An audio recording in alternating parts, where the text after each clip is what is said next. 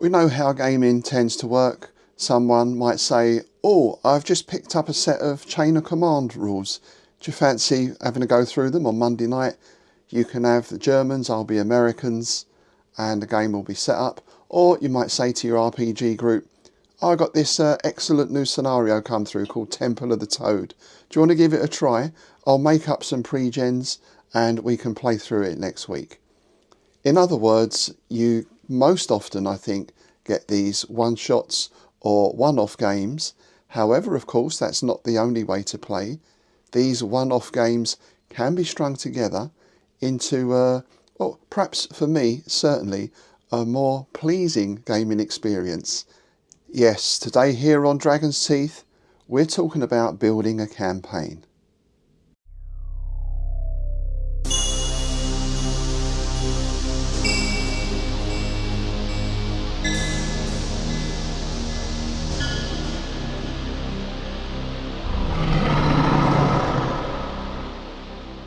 Hi, I'm Rob Poyton. Thanks for joining me today, where we're looking at building and developing a campaign. Now, I think, as I said in the intro there, probably the most common way that games are played, whether it's tabletop war games or RPGs, is as a series of one-offs. This means we can switch around rule sets, we can change periods, we can play Ancients one week, we can be doing World War II the next. If you're RPGing, you might be in space one week, you might be deep in the vaults of the Drow the next. So that brings a lot of variety into our gaming. And of course, it allows us to chop and change and try different rule sets as well. And of course, the same goes with our RPGs, though I would say traditionally, at least if I think back to my old D&D days, we did pretty much start out with a campaign. And I think that is partly because the way D&D was set up back then, and presumably still is, where the idea is to have your character develop going up through the various levels, of course. If you haven't leveled up after a few sessions, then, you know, something's wrong. Having said that, it's entirely possible to do one-shots in D&D, of course, but I think the advent of other RPG systems, these days, particularly things like Mothership and Morkborg, have really opened the floodgates as far as one-shots are concerned. And as I also mentioned at the start, if you go into a convention or some sort of RPG day, you are going to be playing a one-shot because no one knows who's going to be there, and the GM will have set up that scenario in advance, most often than not with pre-gen characters. Having said all of that, as you'll know if you're a regular here, my favoured way to play is the narrative approach, whether that's with tabletop or with RPGs. And I've been involved in a few campaigns over the last, well, couple of years, I guess. The tabletop one was my own, the Bane Wars, which has just wrapped up part 2. And of course, they are up on the channel as well. So I'm not going to repeat too much about what happened there and some lessons learned and some advice on setting up a tabletop campaign, because I'm going to focus more on RPG today, and most particularly Mothership, because I'm pleased to say we had session 0 for the new campaign a few days ago. 5 players, all went very well, and now we're just gearing up to go into our first real session, our first actual play session. Whether it's tabletop or RPG, you can go from a simple campaign setup to something very, very elaborate. In tabletop terms, you might play 3 linked battles.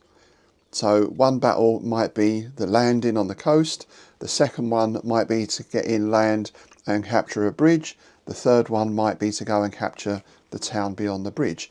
And your casualties and or reinforcements will play over those 3 scenarios. So that's pretty straightforward.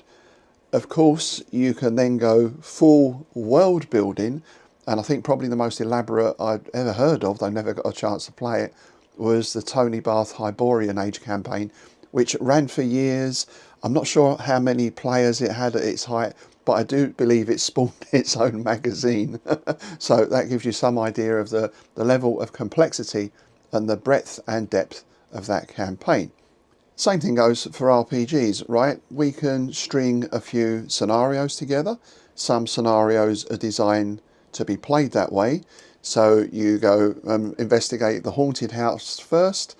That leads you into the underground temple. That leads you to the final scenario, which is the big summoning ritual.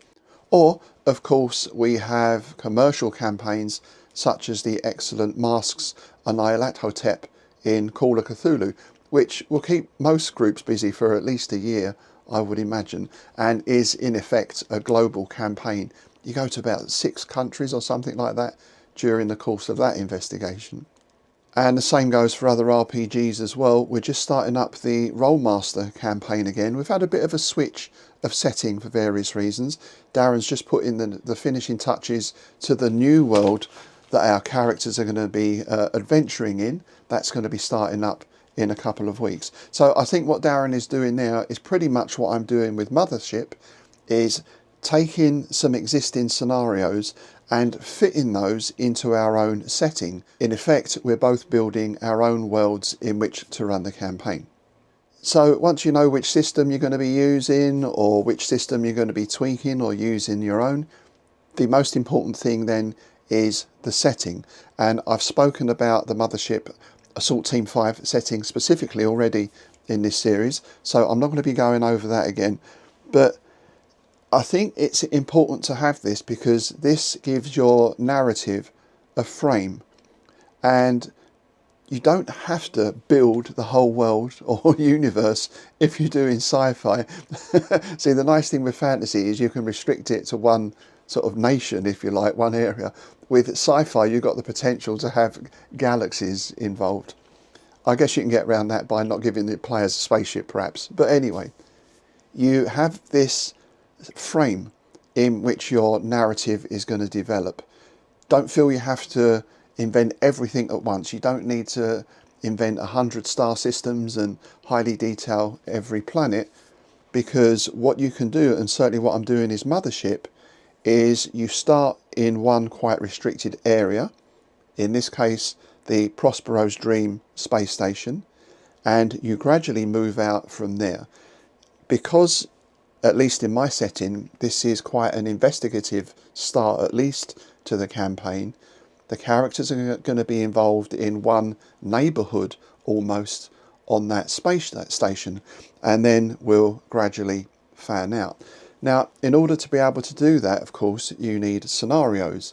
So you have the choice to develop your own, and you have the choice to buy scenarios as well, or a mixture of the two.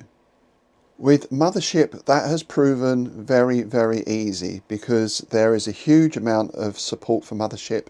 There's a thriving community, and I don't know if Mothership pioneered it. Tuesday night games, is it? I think, I'm not sure if they pioneered it or if it was a thing before. I'd never heard of it before. The famous trifold scenarios, one sheet of A4 folded into 3 like an old takeaway menu, and everything you need for the scenario is printed on those 2 sides. Masterpieces of design in many ways, or at least the better ones are. And the other great thing from a game master perspective is I can download these from DriveThruRPG or wherever. At the most, they're 3 or 4 quid each. Some of them are cheaper than that, and some of them are free as well. So already I've got access to and have downloaded probably be about 20 of these scenarios. Now, they are specific to Mothership, and some of them are really designed as one-shots. They maybe won't work so well in a campaign setting, especially where you're playing very specific characters. I think one I saw, you're a maintenance crew on a ship and da-da-da-da-da-da. Now, you may be able to feed that into your campaign, but that may be a little bit difficult. However, a lot of them are very easy to slot into your setting. But that is not all, because there are other systems out there. There are other sci-fi systems. There's cyberpunk systems. And, as this is a horror game as well, there's good old Call of Cthulhu and Delta Green as well. So, I've been scouring DriveThruRPG and a few other places, looking at a lot of things on YouTube, to pull together probably, I don't like to count, but probably about 50 scenarios. What I then do is think, right, how do these fit into my setting? Again, not all at once, but we're starting with that investigative aspect in the local area. Right, so this cyberpunk setting fits in there. That's about gangs and drug deals and so on and so on. As and when the party gets a ship, they're going to be going out to this system. Right, that's where we can put in the halting of Epsilon 5 or whatever. We can start building these things. Now, the other nice thing with this as well, as I was saying to the chaps on Thursday at session 0, was it means this is sandbox. Initially, of course, they're put into a very specific setting and situation, but after that, it sandboxes out. And because I have all these scenarios, and because I'm able to pull threads together, and it's my own setting which I've invented, so I can make it up to suit me, then it becomes very flexible and very adaptable. Now, I would also add alongside that, if you are a GM, give yourself a bit of room to breathe as well. We're going to be playing fortnightly on Thursday evenings. I'm hoping to record the sessions. I'll talk about that a little bit more later on. But if you're doing a sandbox campaign and you're playing twice a week, which, we used to do back in the good old days, then if your players take a sort of left turn somewhere and end up on the planet Zebron 6 and you've got nothing prepped for that, then, you're putting a bit of pressure on yourself. You've got 2 days in order to prepare a new adventure and scenario. So give yourself a little bit of space between games as well. And you need to be thinking sort of 2 or 3 steps ahead. Oh yeah, one interesting thing with the scenarios, as I said, I've got a lot of scenarios that didn't cost much at all or were even free. I did see one that was a sort of setup for a city campaign in a sci-fi environment. I thought, oh, this would be good because I can just port this directly onto Prospero's Dream, which is in effect a city in space. And it was about 15 quid, this one, for the PDF, for a PDF download. But I bit the bullet and I got it. And I have to say, it's the most expensive supplement I've got. And it's the worst as well. First of all, the layout was such that there's a lot of heavy artwork with a black background and white and yellow text. So I can't print that out on my printer. I've downloaded the PDF. There's no way I'm going to print that out. Most of your other scenarios give you a print-friendly copy as well. So yeah, you might get your one that's got yellow and red artwork on it, but they'll also give you a plain print-friendly copy. So there was that. But then going through this, it was basically a page on each of the 4 neighbourhoods in this city, and it said things like, oh, in this area there's the House of the Blue Light, which is a very mysterious place. And I thought, oh great, that sounds interesting, what goes on there? But they don't tell you.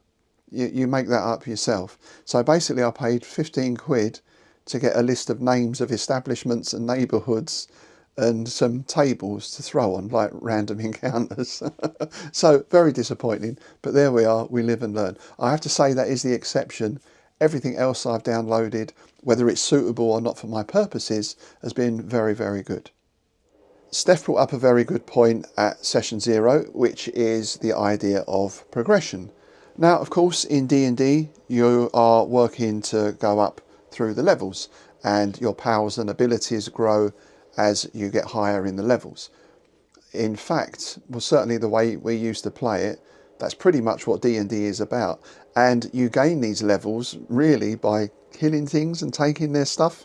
Would that be fair to say? Certainly the way we used to play it anyway. Maybe if things have changed since I were a lad. We have that at one end, the characters progress. At the other end, with something like Call of Cthulhu, we have what we might call a managed decline into eventual insanity. The more you investigate, the more you learn. The more you learn, the more sanity you lose. So it's you're just playing out your inevitable doom. And can you do some good during that time between discovering, oh, there's this thing called the Cthulhu mythos, and finally ending up as a cultist yourself, or wearing the funny jacket. Of course, having said that, in Call of Cthulhu you can improve your skills. When you use your skill successfully, you get a chance to roll on it to see if you improve.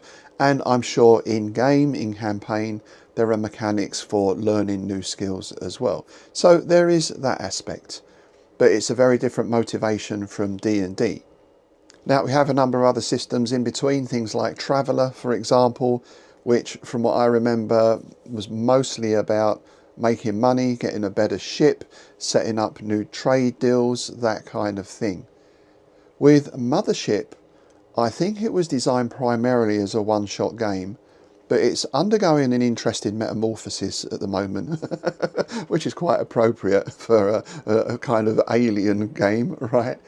And I see more and more supplements and ideas coming out about how to run it as a campaign, because for me at least, it's a very good system in terms of the bare bones of how it works to use in a campaign. Not too complex, not too simple, just about the right balance. So how do you add an element of progression into a Mothership campaign? Well, we can look at the Traveller model.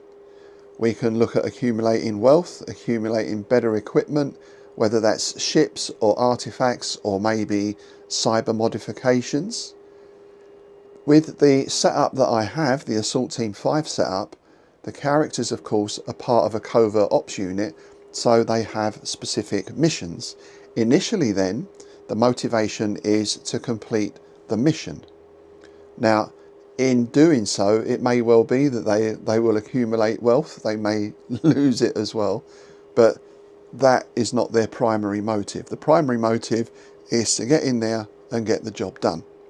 But what rewards do they get for this? Well, one thing I've looked at, and I got the idea from somewhere, I can't remember which site it was on or which supplement, the idea of having luck points. So if players do well in a mission or in a scenario, or if I just think as the warden that they've done some really good role playing, then they'll be given a luck point or maybe two at the end of that session, at the end of that scenario. This luck point they can then spend at any time during the game to influence their dice rolls. Now in Mothership you have normal dice roll, you have advantage and disadvantage dice rolls.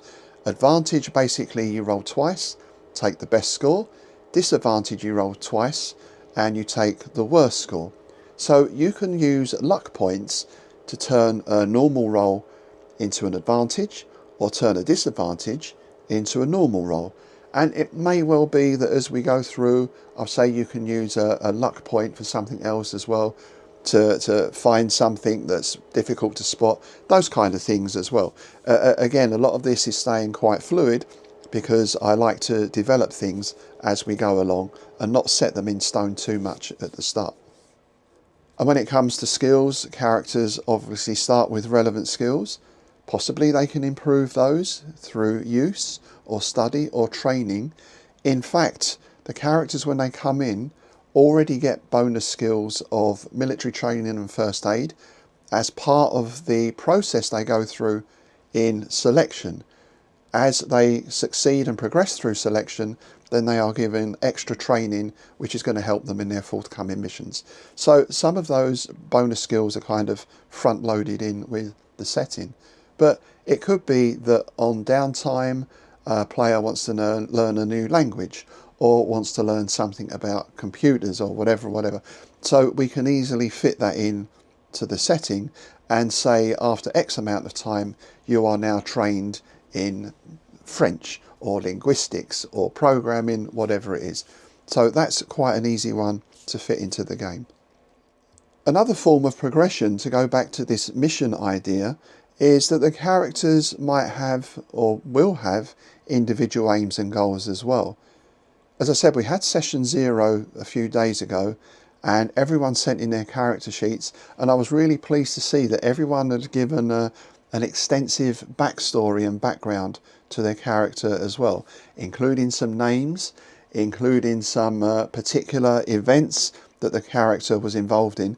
This is great from my point of view because now I can put all these things into the narrative. It might be at one point, oh, your best chum from back in the day at the academy has just got in touch and XYZ, you know?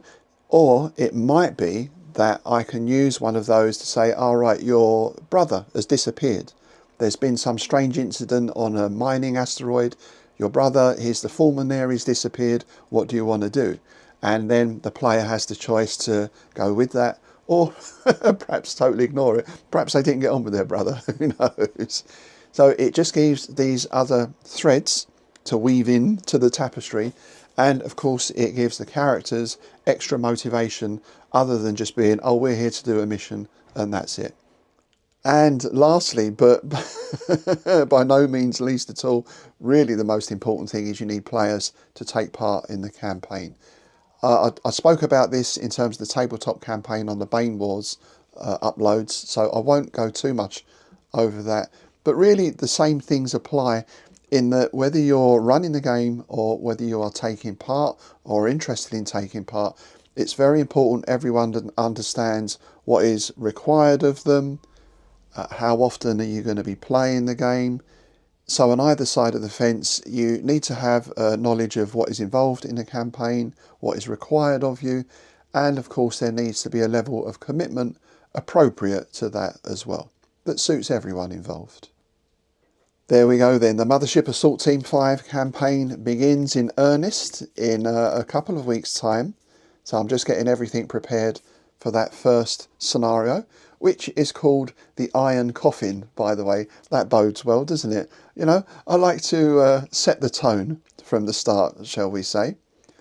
And as I said, I am looking at recording these and putting these up on the channel. Now, I'm still not sure how that's going to work. At the moment, I'm looking at Discord, Roll20, and something called OBS Studio, which I've never really used before. In fact, I've not really used any of those things in any great depth before. So I've got a bit of learning to do. It's quite interesting because normally if I want to learn how to do something, if I get a new program like Affinity 2, I go on YouTube and some kind person has got a whole channel of first you do this, then you do this. There's a lot of playthroughs on YouTube for all sorts of genres, D&D to, you know, whatever you like. But there's very few tutorials on how to record your gaming session. The ones that are there tend to be about 4 or 5 years old, which in tech terms, you know, they might as well be talking about the Steam age, right? Because things change so quickly. So there's very few up-to-date guides for idiots, such as myself, on how to record your gaming. I'll keep looking, and I'll be very grateful if anyone out there does have any tips, then please do let me know. Discord and Roll20 seem to be the top two choices. There's things like Foundry as well, but I think that's quite complex. Mothership's quite simple settings. We're not using lots of dungeon maps. I will be putting some artwork up, of course, as well for the characters, but also for some of the settings. But in terms of maps, generally it's just the ship or maybe a building that they're in, pretty straightforward. Roll20 would seem to do the job for that. But as I said, I'm open to any suggestions, any hints or tips. Do let me know. And of course, do let me know how your campaigns are going. I'm very interested to hear campaign stories, good and bad, from past adventures. And if you want to keep up to date with what's going on, then please do click the subscribe button below if you haven't already. Okay, that's it for this time. Next time, we definitely are going to be in space aboard the Iron Coffin. I'll see you then.